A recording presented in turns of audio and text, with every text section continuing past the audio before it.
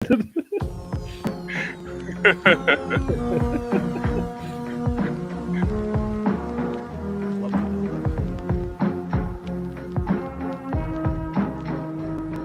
is the extended cut. It's true. It's DNVR Bets Daily, and we have another sport coming back into the fold. And because of that, we've got our guy Adam Mares here on the ones and twos, and also here to bring us some awesome NBA analysis. As you heard, I'm sure by this point, the NBA finally has their proposal. They're ready to come back. And as you know, we love betting on the KBO, and I believe Andre bet on something called snooker yesterday. Right. But we'd love to bet on some basketball. So we got Adam here. Adam, first of all, welcome in. It's great to have you. It's great to be here. Thanks for inviting me on, and it's exciting to be talking about actual basketball games that are probably going to be happening soon. Yeah, and so before we get into, a betting perspective of this, it's a little bit complex what we're working with here. So can you take us through just kind of the entire proposal that they're going to roll out here? Yeah, that's a tall task because there are some moving parts, but the way it's going to work, they're bringing back 22 teams, and the reason they're doing that is twofold. They want to make money. I mean, that's obvious. And they have obligations to local sports networks to get to a certain number of games. I think that number is 70 total regular season games. So they want to play these 8 games, to finish out, quote unquote, finish out the regular season. But then the second part of that equation is there's this player, Zion Williamson, who's really, really an interesting player. He's one of the most popular, and they want him to be on TV. They want to bring him back, and Damian Lillard and some of the other guys. They want those guys to be there. And so this sort of solves both problems. You finish out your regular season, you play 8 games. Everybody all 22 teams brought back are going to play 8 games to finish out the season. Then at the end of that, once the regular season is over, there's going to be a play-in game for the 9th seeded teams to try to best the 8th seeded teams. And the way that will work is whoever finishes the regular season, and I keep doing air quotes here, the regular season in 9th would have to beat the 8th seeded team twice. The 8th seeded team only needs to beat the 9th seeded team once.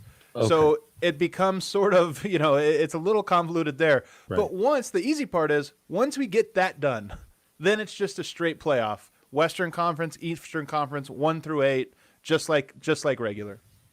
Just like the good old days. I don't know. And then you were there was something out there that the schedule might kind of be what it was, just subtract the 8 teams that aren't included in this. Which, of course, not great for the Nuggets, who are entering in one of the make or break stretches of the season. Yeah, sort of. I mean, here's one thing I would say. If you get rid of the bottom 8 teams in the NBA, the worst team is good, and most teams are very good. So every team is going to have a tough schedule. It's funny when it came out and all the different, I have obviously friends writing for teams around the NBA, and everybody's like, oh, my God, the schedule's so hard.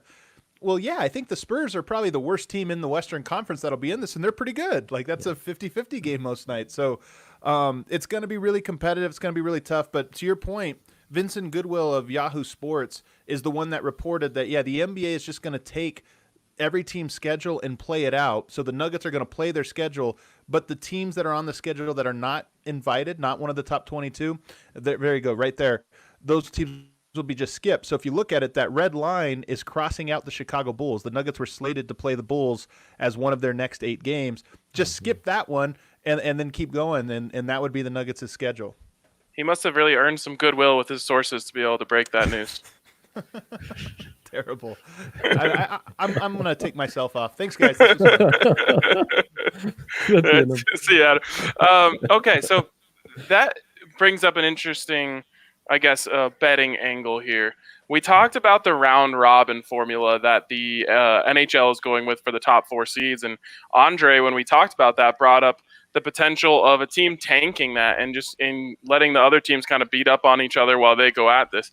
It doesn't sound like NBA teams are going to have that luxury with this last 8 game type of thing, because a lot of these games are going to be highly consequential. So just from a betting perspective, if you're looking at this as from someone who's going to put money down, do you think they have anything to worry about in terms of odd results in these final 8 games? Absolutely. So if you look at the Nuggets schedule that you just pulled up, they play the Spurs as the second to last game. The Spurs are, I think, 3.5 or 4 games out of being in the playoffs. And so there's a really good chance that the Spurs will lose, 3 of the first 4 or 5 games or 3 of the first 6. And those last 2 games, they're like, well, we don't have a chance. We are effectively eliminated. So are you going to play all of your players? Are they going to play hard? Are they going to be motivated knowing that game means nothing? So, yes, you do have teams at the bottom of the pile that won't have much to play for. If you go to the other side of the bracket, the Eastern Conference, you're going to have the Washington Wizards as the only team invited. They are going to be the 9th-seeded team. They can't really rise or fall, so those 8 games don't really matter. The only thing that will matter for them is that play-in tournament. So there's absolutely, I think, going to be a lot of – most of the games, for the record, most of the games will be very interesting. Denver – every game's going to matter because they're in a tight race right now they could go up to the 2 seed, they could fall all the way down to the 7 seed. But I think there's going to be a handful of teams at the bottom that just say, you know what, this game doesn't mean anything to us. Shut it down. Wow, that's really interesting. If they were going to set an over/under on wins for that 8-game period, where do you think that should be? Man, that's a great one. I'd almost have to look at it again. I would guess it's probably 5.5. And this is tough. I mean, all of them are tough, right? I think the only gimme is going to be that last Spurs game. That's the only one I think you can pencil in, and for that reason, it's 5.5 instead of 4.5. But all of the other games, Lakers, Clippers, underdogs, Thunder, Heat, I can't remember, is Utah on there, San Antonio early. Those games are all probably 50-50 games. Yeah. So I think Denver probably is 4.5, but given that last Spurs game, that bumps them up to 5.5. So I'm known for throwing out some crazy betting theories and maybe some odd connections on this show. Tell me if I'm onto something here. A lot of these guys are going to come back out of shape, not tuned into their game, not at the top of their fitness and this and that and the other thing. Well, I feel like the Nuggets might have a guy who's a little bit more experienced in playing in basketball games when maybe he's not in tip-top fitness, maybe not in the best condition, maybe hasn't been focusing on his game as much as people might like. Am I onto something there with Nikola? Not today, buddy. Oh. Wow. I had to put that drop in. I don't know. First of all, I think Jokic is probably in good shape relative to most people. He had really come around at the end of the last season, and look, the Nuggets are always incentivized to hype up their guys, but they've really been promoting this idea that, he's taking it seriously. Like, his diet has been insane. The photos we've seen, he's looked really lean. Right. So I don't know that even that will matter, but I will say this. I think that this tournament is going to be the season and playoffs is going to be heavily influenced by teams' best players. In the NBA, your best player is always the most important factor in who's going to win a series. I think it's going to be even more important because great players just have a way of being more impactful, whether there's a lot of rest, no rest, or whatever. I guess maybe I should have been a little more. I'm not necessarily saying that I think he's going to come in out of shape. I just feel like Jokic is a guy who can just walk on the court and do his thing without really needing, you know what I mean? Like he kind of came into game 1 of the season and it looked like he was not all there, and he still put up great numbers that night, even though people were criticizing him. It's like, I feel like he's a guy who can kind of just walk out there and do his thing. He doesn't need to be so finely tuned and all these things that these guys are used to as creatures of habit. I think for him, there's no question. And I think the fact that the Nuggets have had a lot of continuity. I mean, these guys, there is something too, when you come back year after year after year, it doesn't take as long to learn the system or whatever. So Jamal Murray, Gary Harris, Will Barton, those guys know what they're supposed to be doing already. So hopefully they would get off to a quick start. And if you look back at the last 2 years, 2 years ago, Nuggets started 9-1. I can't remember what it was this year, but over 20 games that they were, I think, the exact same record, a really, really good record. So the Nuggets have typically started seasons well after big breaks. So maybe to your theory, that's what it is. Yeah, and it kind of puts you in, full throttle mode because there's no easy games. There's no the Suns are in town. You can pick on them. Though the Suns could hypothetically be in town. They just won't be on the Nuggets schedule if that's how that works out. And Ryan, I want you to think about this as I ask Adam too, because you've covered college basketball before. And I really think this will be a bit of a tourney atmosphere where everyone's in the same place, same campus. There's not too much outside influence. I know the guys can eat outside and go play a round of golf or whatever, but they're going to be fairly constrained. Do you think that's beneficial to the Nuggets nucleus? I think I'm just racking my brain. It's going to be good nucleuses and kind of strong veteran leadership, and I'm trying to figure out what teams are really going to benefit in this playoff format. I think it's really hard, honestly. Yeah. So Ryan was asking earlier about the Nuggets and their advantage. Part of me wonders, the Nuggets offense requires 5 guys on the same page. It's a continuity offense. Right. If you look at the Lakers, the staple of their offense is the pick and roll between Anthony Davis and LeBron James, and 3 guys that have to stand there and spot up. Like, you don't need that much practice to be like Danny Green, the corner. Okay, this play, other corner. Like, you just, but stand there.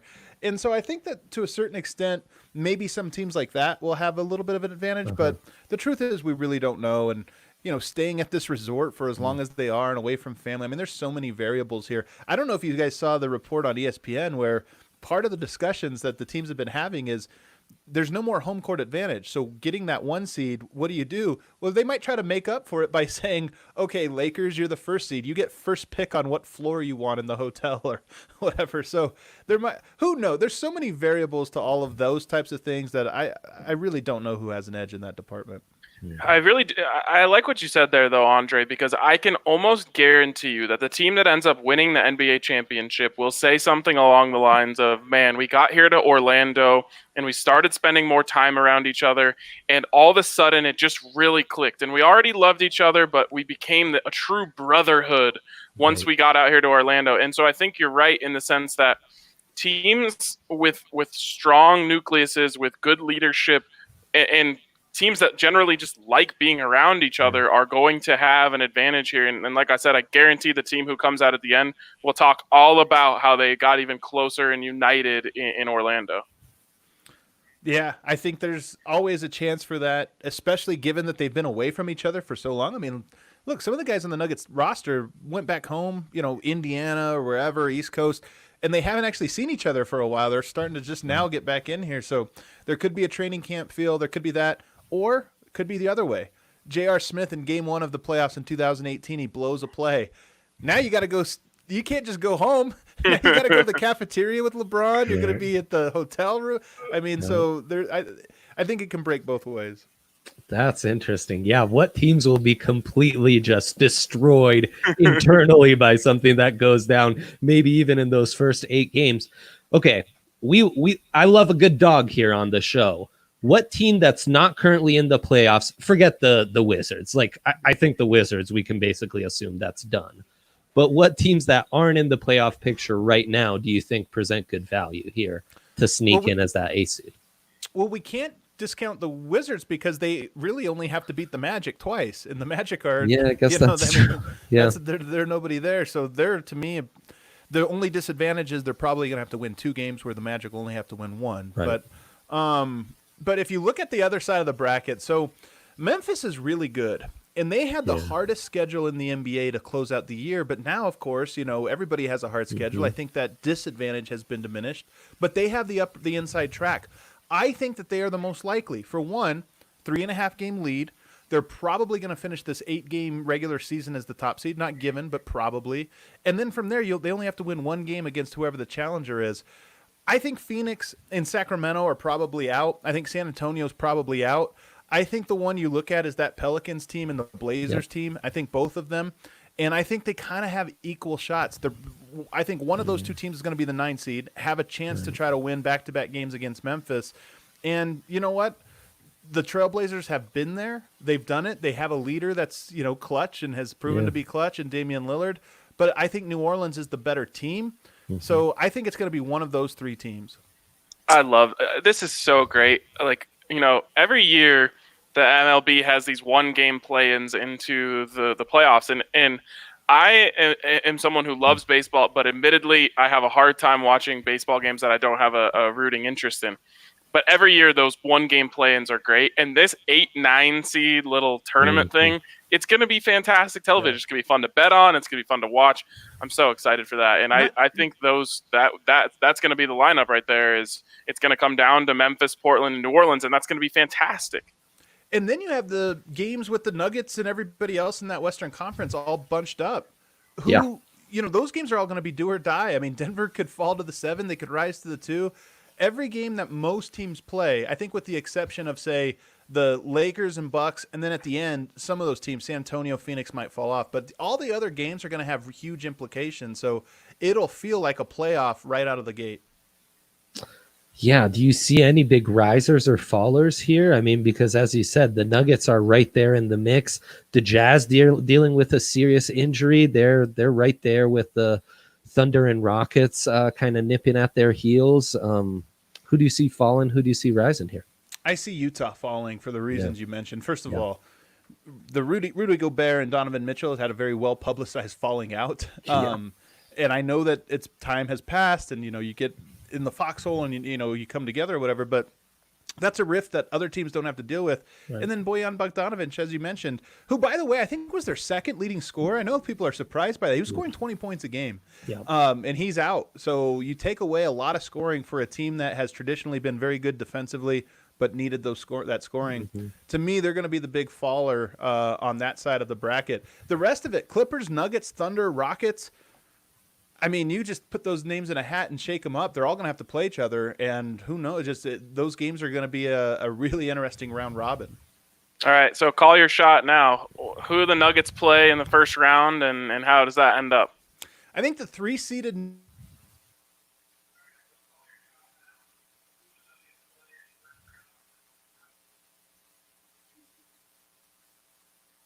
I think we lost Adam there. Well, he's back. He's back and ready to call his shot. I said I think the 3-seeded Denver Nuggets end up taking on the 6-seeded Utah Jazz, and the Jazz are the ones that fall. The Nuggets more or less stay where they're at, and you get that one. And I like Denver's chances in that series. Oh, I love that. That would be great. Yeah. The Western Conference playoffs are going to be so amazing, top to bottom. And yet, I kind of hate that we're going back to the old format. I was getting so excited for the group and no conferences, and it just seemed like we were going to have a chance finally. But speaking of having a chance and maybe a better chance now, who's going to be impacted by not having home court anymore? Well, I think you have to look at the top-seeded teams, and in particular, I think you have to look at the Lakers because their biggest opponent is the Clippers. And one of the things that was probably under-discussed outside of Los Angeles was if they matched up in the Western Conference Finals, the Lakers had 7 home games against the Clippers. Right. The 4 that they would have had plus the 3 that the Clippers have are always Lakers games. Now you throw that out. And I think when we see LeBron, look, Dave McMenamin's the one that wrote the story about all the little things they're trying to do to give an advantage to top-seeded teams. You have to think the Lakers are leading that charge because they're saying, man, we were counting on this. We were counting on the Clippers having this big disadvantage, and now we don't have it. So to me, they're the only team. Everybody else, I saw somebody put it on there. I think James, one of the commenters put it on there, said the top-seeded teams still play the lower-seeded teams, and that's accurate. That is the advantage. So there's no home court, but the Lakers still get to play, Memphis instead of Houston in the first round. Right. That's the advantage. But once you get deep into it, the Lakers don't have that home court anymore. Also, we talked a little bit about team chemistry and how that could play a role here, and I'm reaching a little bit, but a lot of players who played with Peyton Manning said that he was a hard dude to be around, and he demanded so much of you around every corner. And people have actually said that they don't know if the Broncos would have won that 2015 Super Bowl if the team didn't get a nice little break from Peyton in the middle of the season. I just wonder, I know LeBron demands a lot of his teammates as well, if being around the team for that long he might start to grind everyone's gears a little bit. You know what's funny? I don't know about that for LeBron because this team with the Lakers was so new that, it's basically a brand new team this year that I don't think they had grown tired of each other. I actually wonder if that's true of the Nuggets and not so much of, I think it was maybe with Michael Malone. You know, Mhm. this team had the flip side of continuity going on, which was that they had, I think, started to grind on each other a little bit. All those little things that you're talking about when you're around a guy for 4 or 5 years in a row that you're like, okay, I'm sick of that. Now you get a 4-month break. I wonder if these guys are just excited to be back around each other. It's like, oh yeah, no, those friendships can sort of rekindle and grow from there. So I think Denver might be a team that actually benefits from that. If they go down early in a series and Michael Malone's not playing, I feel like people might get tired of him a little quicker. Oh my God, teams will combust. That's the fun thing about this is I do think teams can combust in this little condensed season. Mhm. I meant to say Michael Porter, but I think you knew what I was saying. Yeah, okay, Yep. there you go. It's going to be so interesting. I'm so excited. Andre, do you have anything else for Adam here? No, I'm just amped to get some lines and really see how this falls into play. It is weird that it's 8 games, but the West at least is so tight. This could have like massive ramifications. We're going to see who's in shape early on. And I love your point about Michael Malone and how they were grinding each other out. Michael Malone might be the perfect microwave coach, though, to really get these guys up in that short period of time and get them playing their best. Like, that I think the grind of the season when the ultimate goal is the playoffs was wearing on them. Now you're here, man. It's like, it's do or die. Let's go. This is what you were waiting for. Steve Kerr is so funny. Phil Jackson was this way. Nothing ever bothered them, especially in the regular season. And I think it's because they knew they had that perspective of, we'll turn it up then. And Michael Malone only knows one speed. He's at preseason games. He's screaming. So I think there might be something to that. All right. Well, before we let you go, Adam, do you have a pick for us tonight in the KBO? I think you might. I never bet against Jokic. I never bet against a Jokic of any type. So tonight I am going with my heroes and betting on my guy Jokic.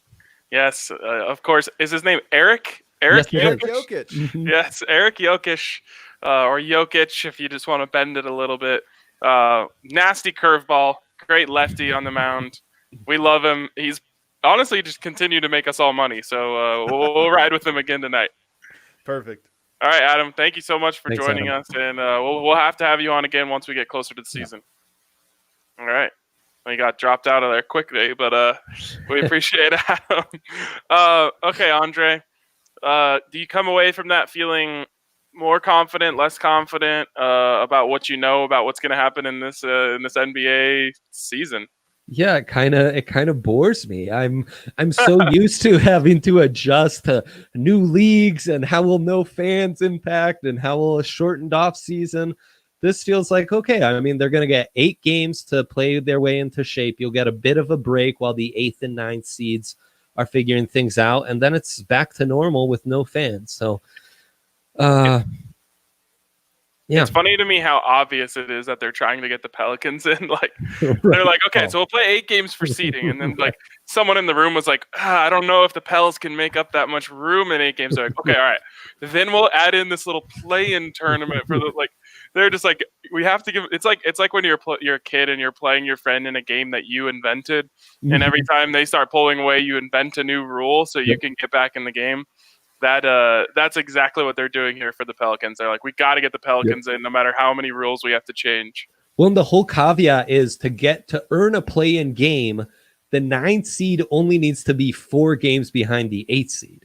So they're really like, I swear they looked at the standings. They were like, oh yeah, let's call Vegas, get their over-under on the Pelicans. Like, how many wins do you think they'd be out of the 8th? 4? Okay, perfect. That's what we'll set it out. That's what we got, yeah. And of course, then you'll have, like, the storyline. And does that count? Like, Vegas, I want to know that. If you get into the play-in, does that count as you making the playoffs? Right. What about for JJ Redick, who's made the playoffs in every single season of his career? Will that count for him if he just gets into the play-in game? I don't know, because now when the Nuggets, but the Nuggets wasn't a play-in game. It was just game 82 set up to be like a play-in game. Right. In baseball, I believe it's still considered it used to be when Matt Holliday definitely touched home plate, that was considered a regular season game.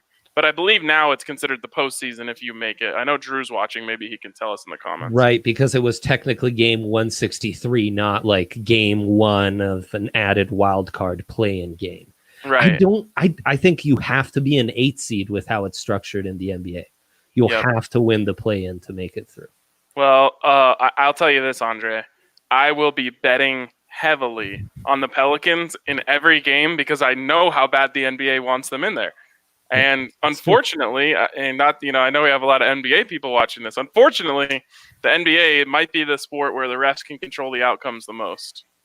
Yeah, it'll be interesting with no fans to see how much are the refs impacted. Maybe they're a little better at their jobs. Maybe they're worse. Maybe the players are so in their ear and just eviscerating it for the world to see that oh wow. There you go. So definitely a regular season game. Drew confirms Matt Holliday clinched the batting title in that game. So there it is. Added advantage. I'll tell you, I think the Pelicans are going to get a lot of action. I think I'll be interested to see if the Spurs kind of get the Patriots treatment and get a lot of wise guy money on them because they're still like not that far off to being in the playing game.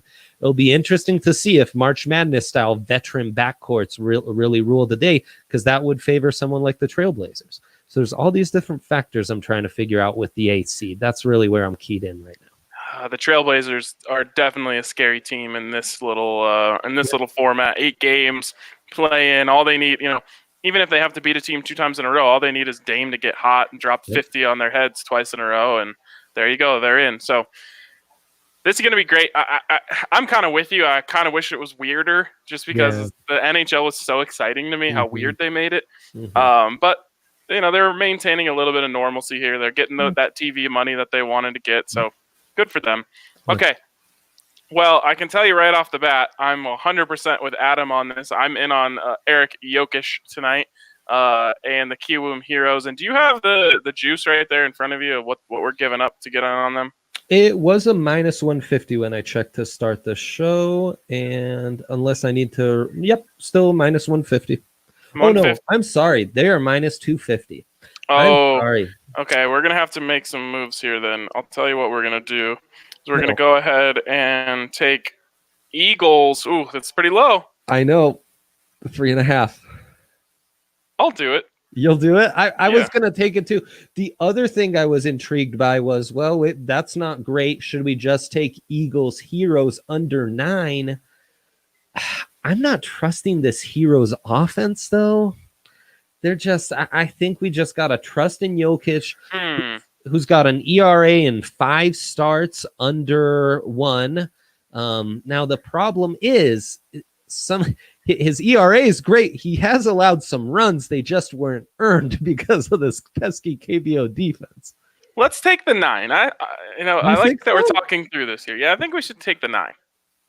Okay, another appealing line I was looking at would be, no, I guess I couldn't get it. I was trying to find Eagles under 1.5 in the first 3 innings. I could only find Heroes for this. They're on to our guy Jokic. What can we say? Gosh. So you like the overall under 9? Yeah, I think it gives us a little bit of breathing room there.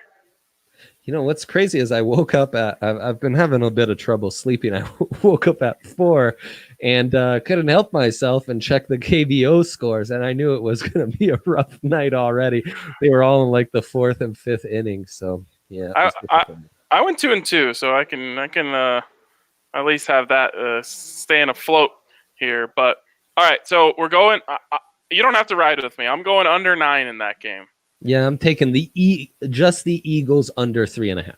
All right, that sounds good to me. Yeah. Then I'm going to take Doosan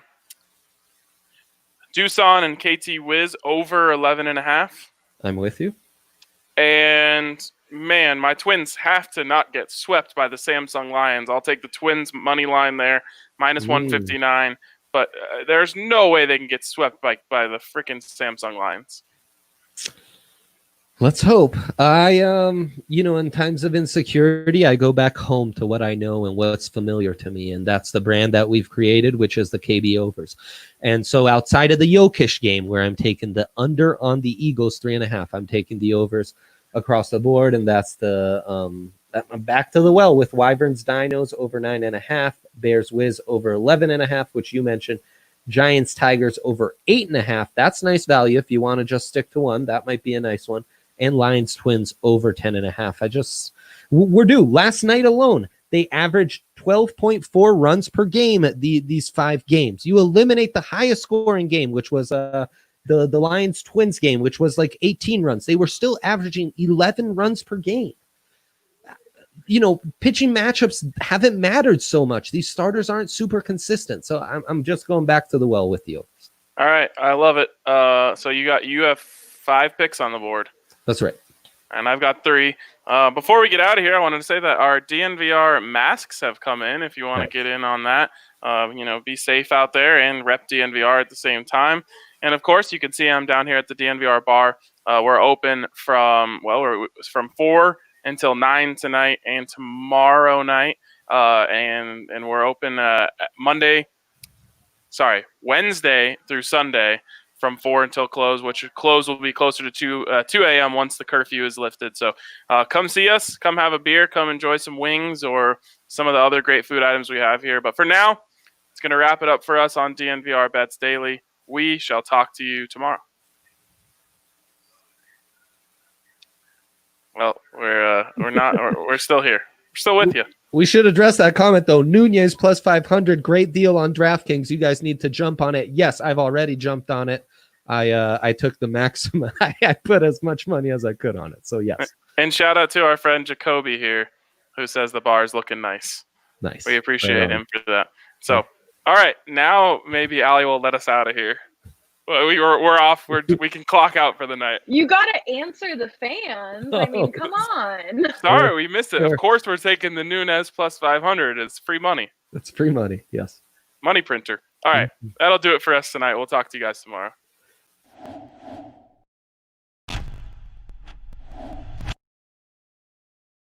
As you guys know, we're working with DraftKings Sportsbook, so make sure you download the top-rated DraftKings Sportsbook app today and use the code DNVR when you sign up. For a limited time, all new users can get a sign-up bonus up to $1,000 only at DraftKings Sportsbook. Must be 21 or older. Colorado only. Bonus comprised of a first deposit bonus and a first bet match, each up to $500. The deposit bonus requires a 25x playthrough and restrictions apply. See DraftKings.com/sportsbook for details. And of course, if you have a gambling problem, call 1-800-522-4700.